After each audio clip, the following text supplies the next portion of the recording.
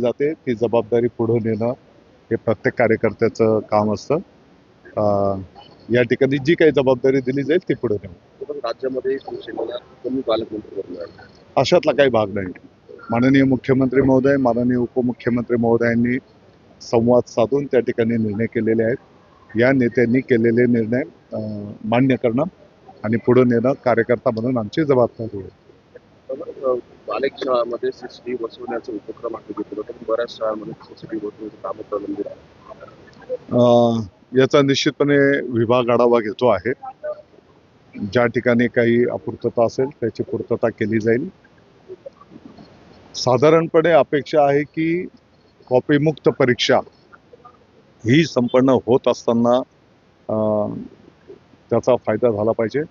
त्याच्यासोबतच पाठीमागच्या काळामध्ये विद्यार्थिनींच्या संदर्भामध्ये ज्या काही दुर्दैवी घटना झालेल्या त्यालाही आळा बसला पाहिजे आणि म्हणून CCTV त्या ठिकाणी विभागाच्या वतीने निश्चित करण्यात आलेले आहे.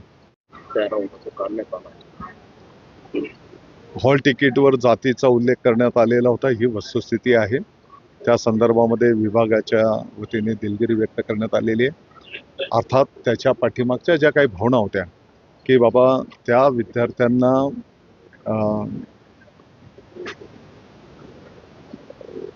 ज्या काही योजना असतात त्या योजनेचा लाभ भविष्य काळामध्ये मिळण्याच्या दृष्टिकोनातून तो कॉलम त्याने केलेला होता, परंतु तो पाठीमागे घेण्यात आलेला आहे आणि 10वीच्या हॉल तिकीटवर त्याचा उल्लेख नाही.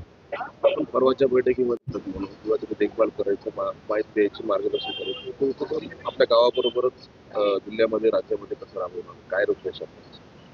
साधारणपणे प्रत्येक लोकप्रतिनिधी, प्रत्येक अधिकारी, त्या गावातील समाजसेवक एका शाळेला त्याने मार्गदर्शन करण्याच्या दृष्टिकोनातनं जबाबदारी त्या ठिकाणी स्वीकारावी. तिथे ज्या काही छोट्या मोठ्या अडीअडचणी असतात त्या जर सोडवल्या तर एक चांगलं शैक्षणिक वातावरण त्या ठिकाणी निर्माण होण्यास मदत होत असते. या दृष्टिकोनातून हा निर्णय केलेला आहे.